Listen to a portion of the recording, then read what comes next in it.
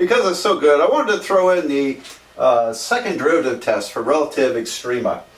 There's a first derivative test. You would usually use a second derivative test. Makes more sense, I think. So here's how it works. If a function y equals f of x is differentiable,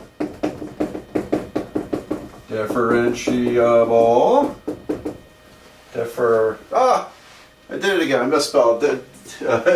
Differentiable,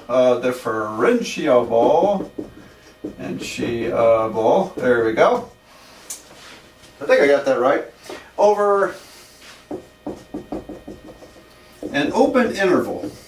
In other words, this, as long as it's an open interval, means that we're not including endpoints. So long as it's differentiable over an open interval, then, and if f prime at c equals to 0, then one of three things happens. Then, alright, if the second derivative at that same number c is positive, then x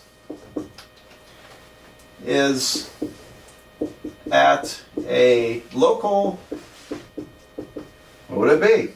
Positive would be local maximum. It's a local maximum because I got that wrong. It's a local minimum. Yep, oops. Fix that. All right, local minimum. Because if the second derivative is positive, it's concave up.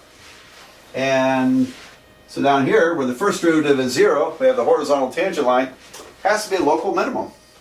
And then if, works in reverse, if the second derivative at that point is negative, then x is at a local maximum. And so, likewise, there we go. The second derivative negative means concave down. We have a local maximum. And what's the third case? If the second derivative is equal to 0, then we don't know. Then we don't know.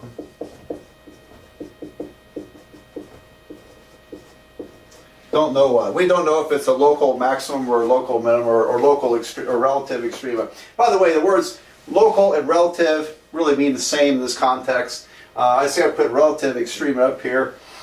This is a relative extrema, or it's a local minimum. And this is a relative maximum or a local maximum.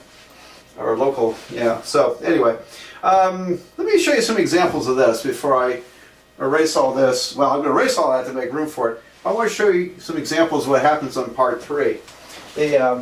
Where something can go wrong. Alright, so y equal to x cubed. The first derivative is 3x squared. Second derivative is 6x. They're both equal to 0 when x equals 0. So the first derivative is 0. And the second derivative is also 0, so it matches this case. Well, this function, the cubic function, looks like this. So we have neither a maximum nor a minimum here. We have an inflection point. It does change concavity, but it doesn't reach a maximum or minimum. But without doing some further investigation, like plugging points in or attempting to draw the graph, we're not going to be able to tell that so easily. Okay, now another example of this, y equal x to the 4th power. Okay, x to the 4th. First derivative is 4x cubed. Second derivative is 12x squared. They're both also equal to 0 at x equals 0. Same thing. So this equals 0. We have a critical number.